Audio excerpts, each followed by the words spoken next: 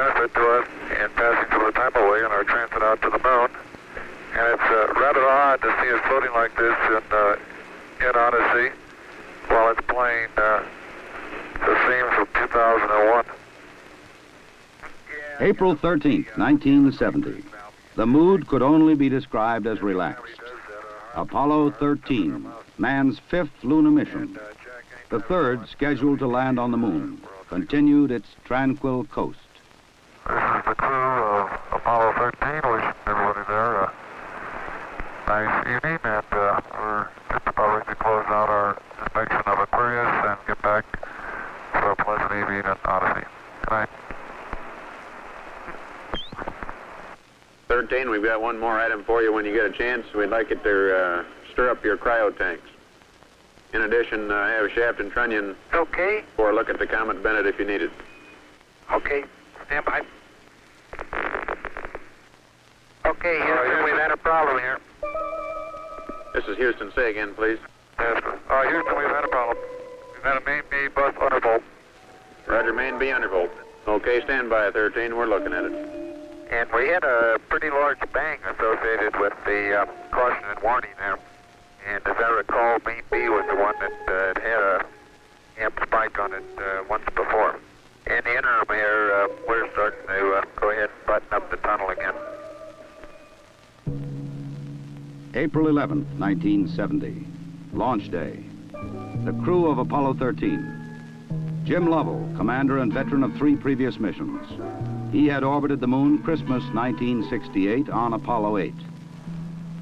Fred Hayes, his first time up, lunar module pilot. Jack Swigert, command module pilot. 3 days ago, he was on the backup crew. Now he replaced Ken Mattingly. Mattingly had been dropped from the mission because he had been exposed to German measles. He would watch the launch from Houston's mission control. Auto sequence initiated, flight. Roger. Flight booster. Go. S4B pre-press complete. Roger. Flight booster. S1C pre-press complete. We're on internal power and we'll go. Roger. How's it look, Econ? You got your spacecraft? Looks good, flight. Okay. MCC record us at flight speed. Ignition, flight. Roger. Roger. Clock start, flight. Roger. Let's just go, all engines. Roger. Okay, Fido, how's it look? Looks good here, flight. Good agreement. Okay, Booster, how do you look? S1C looks good, flight. Okay, Capcom, we'll go you on the ground. Okay, we'll go at 1, Capcom. Yeah, reliever, flight. Roger.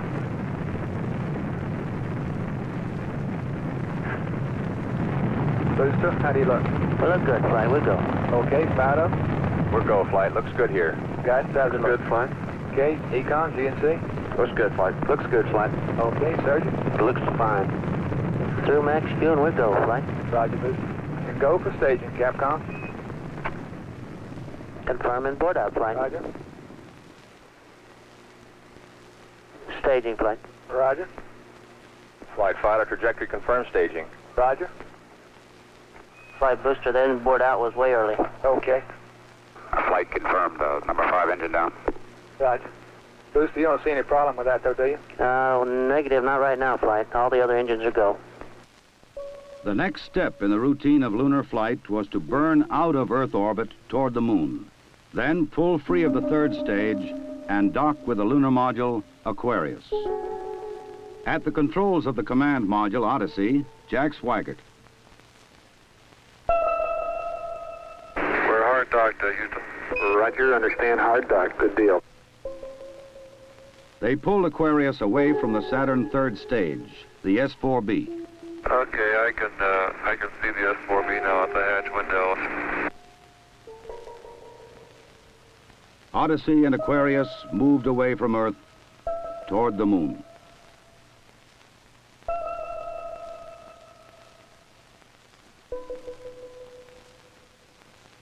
Okay, Houston, we've had a problem here. Flight guidance. Go, guidance. We've had a hardware restart. I don't know what it was. Okay. Houston, we've had a problem. We've had a main B bus undervolt. You see an AC bus undervolt there, guidance? Or ECOM? Negative, flight. I believe the crew reported it. We got a main B undervolt. We may have had an instrumentation problem, flight. Roger. And we had a pretty large bang associated with the caution and warning there. The sensation I had, that I had felt a vibration accompanying the bang, not a large vibration or shudder. Is there any kind of leads we can give them? Are we looking at instrumentation? Or we got a real problem or what? We're reading 0 N2 pressure in fuel cell 1 and 13 PSI on fuel cell 3 O2 pressure. Okay, Barrett, what do you want to do? Open circuit fuel cell 1 and 3? That's firm flight. Shut down the reactance valve, and I asked for a reconfirmation, since when you do that, it's sort of irreversible. If you shut one of these things down, they only can be restarted from ground support equipment. Yeah, that's because of AC. And it looks to me, looking out the hatch, that we are venting something. We are venting something out into space. Okay, let's everybody think of the kind of things we'd be venting. GNC, you got anything that looks abnormal in your system? Negative flight. How about you, Ecom? You see anything that, with the instrumentation you got, that could be venting? That's firm flight. Let me look at the system flight as far as the venting is concerned. Okay, let's start scanning. Here is a bulletin from ABC News. The Apollo 13 spacecraft has had a serious power supply malfunction that could cause the lunar landing mission to be terminated early. I assume you've called in your backup ECOMs? Flight, say again? Have you called in your backup ECOMs now? See if we can get some more brain power in this We thing? got one here. Roger. At the moment, the astronauts are continuing to try to isolate their trouble. A late report says the spacecraft now is operating on battery power alone. All unnecessary equipment is being turned off. Okay, now let's everybody keep cool. We got the LEM still attached. The LEM spacecraft's good, so if we need to get back home, we got a LEM to do a good portion of it with. Okay, let's make sure that we don't do anything that's going to blow our CSM electrical power with the batteries, or that will cause us to lose the main or the fuel cell number 2. Okay, we want to keep the O2 and that kind of stuff working. We'd like to have RCS, but we got the command module system, so we're in good shape if we need to get home. Let's solve the problem, but let's not make it any worse by guessing. My concern was increasing all the time. It went from, I wonder what this is going to do to the landing, to I wonder if we can get back home again. Okay, Ecom, I'm coming back to you. Flight. Go ahead. I think the best thing we can do right now is start a power down. Right about then, it was quite apparent to me that it was just a question of time that the command module was going to be dead. You don't want to get fuel cell pumps off, do you? We can do that on fuel cell number 1 flight. Okay, well, let's make sure we don't blow the whole mission. The thing that concerns me is throwing equipment. We had a problem. We don't know the cause of the problem. Flight, I've got a feeling we've lost 2 fuel cells. I hate to put it that way, but I don't know why we've lost them. It doesn't all tag up. Network from Flight. Flight network. Bring me up another computer in the RTCC, will you? We got one machine on the RTCC, and we got dual CPs downstairs. Okay, I want another machine up in the RTCC, and I want a bunch of guys capable of running D-logs down there. Roger that. What all this means is only speculation at this point. First, though there has been some tumbling or rotation of the spacecraft, the astronauts do not appear to be in any immediate danger. I'll tell you what, GNC, can you get somebody in the back room to try to figure out what the equivalent delta V is we're getting, so that we can see if we can backtrack to see if we can figure out what's venting. Roger, we'll give it a try, Flight. Okay? When I looked up and saw both oxygen pressures, one absolutely 0 and the other one going down, it dawned on me, and I'm sure Jack and Fred about the same time, that we were indeed in serious trouble. The only way to survive the situation was to transfer to the LEM. Flight Econ. Go ahead, Econ. The pressure in O2 tank 1 is all the way down to 297. We better think about getting in the LEM or using the LEM systems. I'd say this is as serious a situation as we have ever had in manned spaceflight. We've always called the LEM a good lifeboat under those circumstances.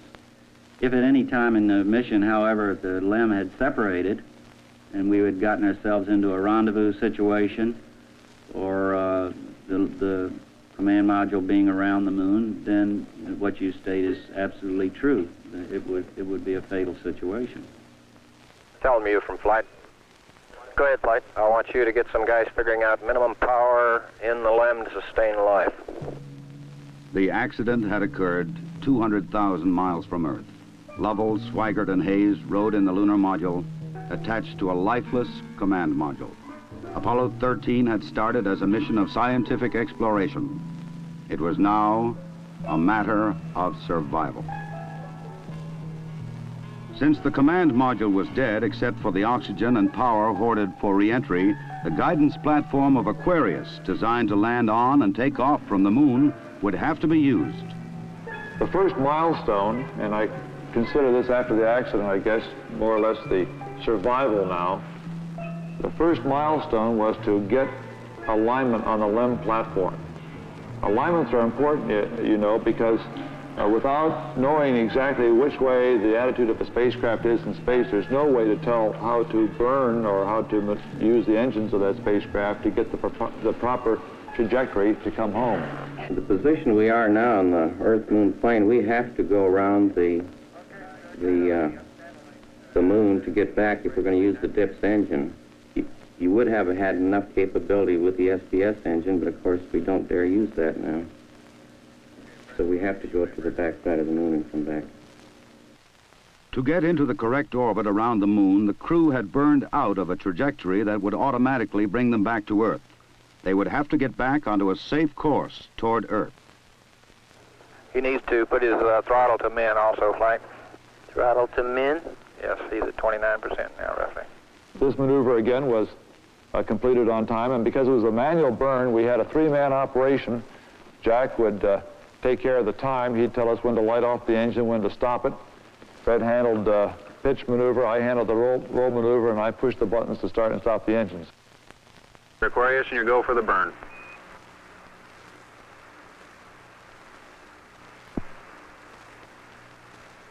%. Okay, Aquarius, you're looking good. Auto shut down. The first problem was solved. They were back on the path to Earth. But there were many other problems to be solved.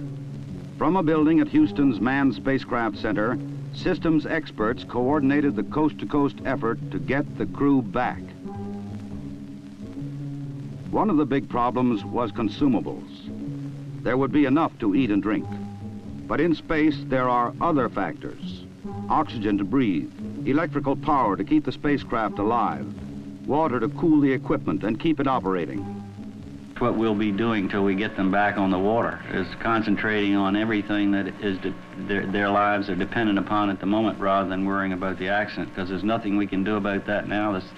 It appears at the present time that everything is under control and that we have a safe situation at the moment. Hey, I want to say you guys are doing real good work. So are you guys, Jack. We are about 70 hours from home, and we think we have the situation in control. We've projected the consumables as I've described, and we have a plan for carrying out the rest of the mission, but there's going to be no relaxation at all as far as that goes from now until splash. There was a key decision to be made before Apollo 13 went behind the moon. Where to bring them down. Their present course would take them to the Indian Ocean, where recovery would be difficult. A burn to bring them home quicker would take them to the Pacific Ocean near the recovery forces. Bringing them home even faster would place them in the South Atlantic, again away from recovery forces. It was decided to take them to the Pacific. We've run these simulators both here and at the Cape and at the contractors that continuously ever since last night.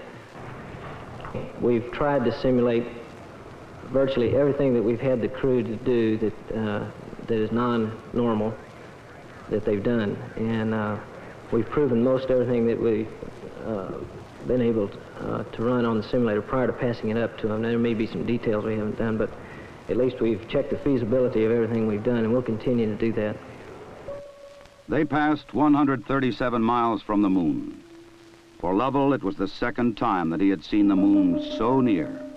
But there was no time for contemplation. There was another critical burn coming. Okay, look, let's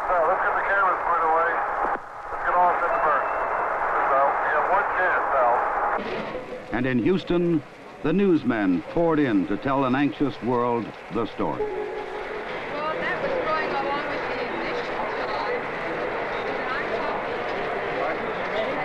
Shortly after Apollo 13 had separated from the Saturn third stage, the stage had been sent on to a trajectory toward the moon. Its impact would be recorded by the seismometer left by Apollo 12. By the way, Aquarius, we see the results now from 12's seismometer. Looks like your booster just hit the moon and it's rocking it a little bit. Over. Well, at least something worked on this flight. I'm sure glad we didn't have a limb impact, too. Jim, you go for the burn. Go for the burn. Roger, understand. Go for the burn. Guidance okay? We're good, flight. Control okay? We're okay, flight. Tell me. We're go, flight. Inco okay? We're good, flight. Ground confirms ignition. We're burning 40%. West Houston, you're looking good. Roger. Shut down. Roger, shut down. I say that was a good burn. Roger, now we want to power down as soon as possible. Understand. To conserve the electric power and cooling water, the crew shut down all but the vital, life-sustaining systems of the LEM. I think the LEM spacecraft's in excellent shape, and I think it's fully capable of getting the crew back. I think, as we have found before, every time we've put the LEM spacecraft to a test, it's always done much more than it was guaranteed to do, and I think this is a good case in point. Conserve the consumables, cooling water, electric power. The LEM water gun was leaking, and we shut that off. I guess it leaked about a quart of water, I would estimate. But it took me about 2 days to get my feet dry, and of course, I think you were all aware that the temperatures were going down in both vehicles, and it's made for very chilly feet for a couple days.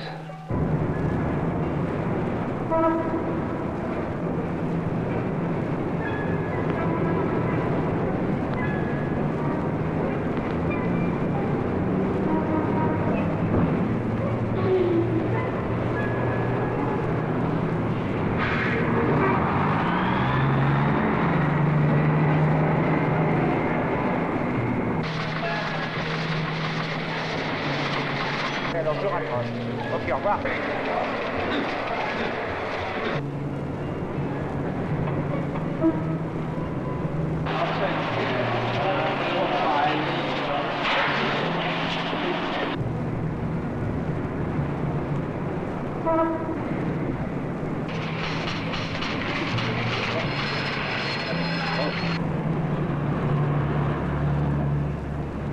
Lord, your astronauts will come back safe. If I may be serious for one moment and ask the entire audience for a moment of prayer for the crewmen of the Apollo 13. We'll hold silence for a moment, please.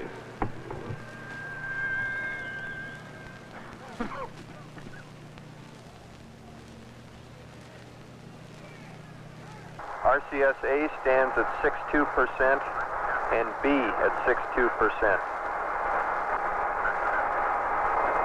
I see we've gone a hell of a long time without any sleep. We're going to have to start thinking about getting people back to sleep again because I didn't get any sleep last night at all. Command module just slowly kept going down in temperature until I think just prior to reentry, it was down to about 38 degrees.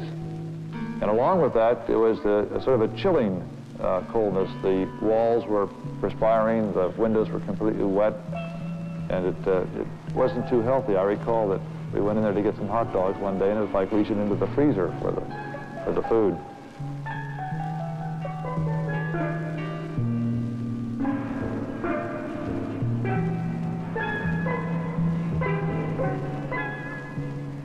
If you want my opinion of how they handled the situation when it happened, they handled it exactly like we'd expect them to. They were about as well on top of it as anybody could be, knowing what we knew, which isn't very much, I'll have to admit. but I think they did everything right within the knowledge that was available to us in a timely fashion, which is what all we expect of them. I think they did a beautiful job of it. We actually had a third little sleep restraint, which Fred then put on and buttoned up and kept a little bit warm. The astronauts faced another problem, their own exhaled breath. The lithium hydroxide chemical to take carbon dioxide out of the air was not sufficient in the lunar module.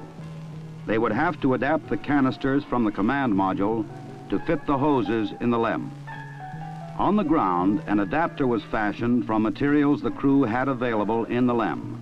Cardboard from a checklist, plastic bags, and tape.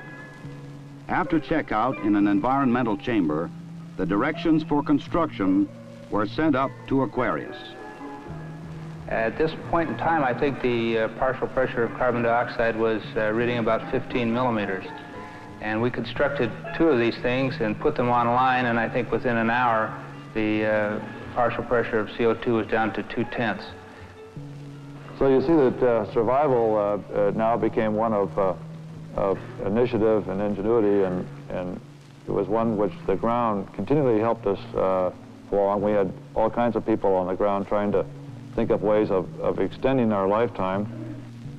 There would be still another burn, a mid-course correction to get Apollo 13 into the narrow corridor through the atmosphere for a safe return to Earth.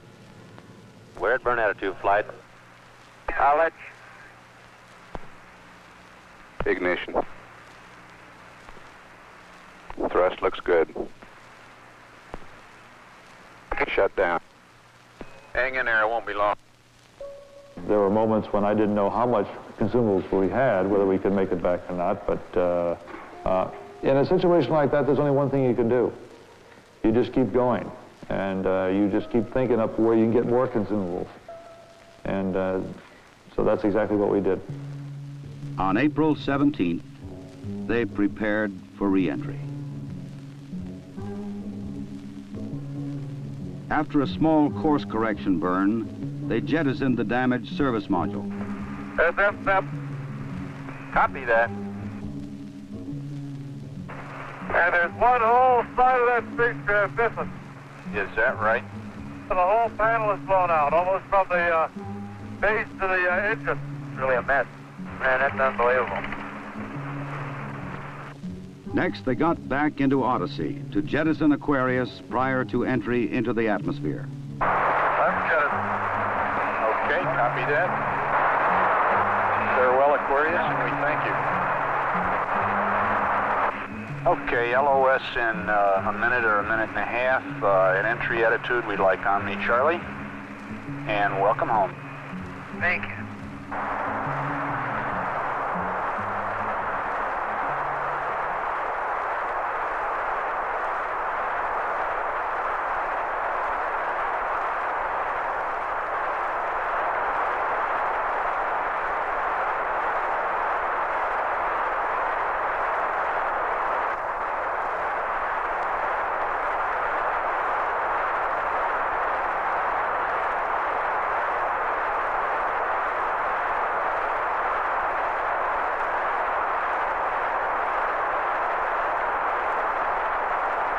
Odyssey Houston standing by, over.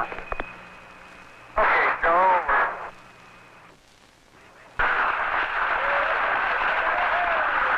Odyssey Houston, we show you on the mains. It really looks great. Apollo 13, this is recovery, over.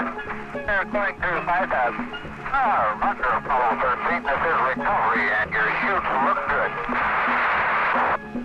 Apollo 13, this is recovery. We observed your RCS burn, over. The recovery, Apollo 13 is descending. Apollo 13 is recovery, over. Well, the one splashed out at this time, the three chutes are displaced in the water. 0 degrees, magnetic 3.5 miles, Iwo Jima. Iwo Jima, roger.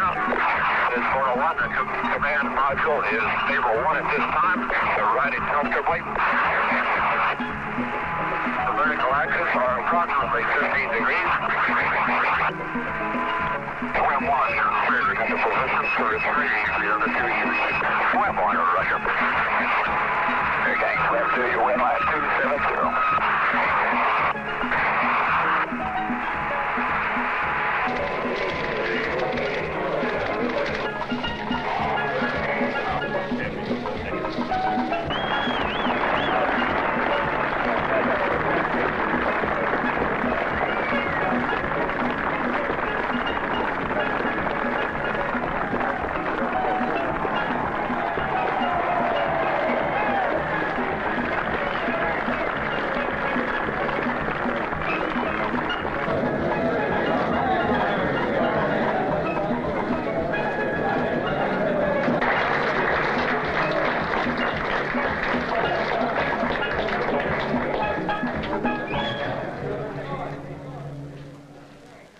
I recall, Captain, that when I spoke to you on the phone, you said that you regretted that you were unable to complete your mission. I hereby declare that this was a successful mission. From the start, the exploration of space has been hazardous adventure. The voyage of Apollo 13 dramatized its risks. The men of Apollo 13, by their poise and skill under the most intense kind of pressure, epitomized the character that accepts danger and surmounts it. Theirs is the spirit that built America. Your mission served your country. It served to remind us all of our proud heritage of a nation, to remind us that in this age of technicians and scientific marvels, that the individual still counts, that in a crisis, the character of a man or of men will make the difference. GNC. Go. Surgeon. Go. Procedures. Go. AFD. Go. Network. Go. Computer soup. Go. Raj, network, give me an amber. RTC on AFD conference. RTC's on the AFD conference. Okay, all flight controllers, let's play it cool.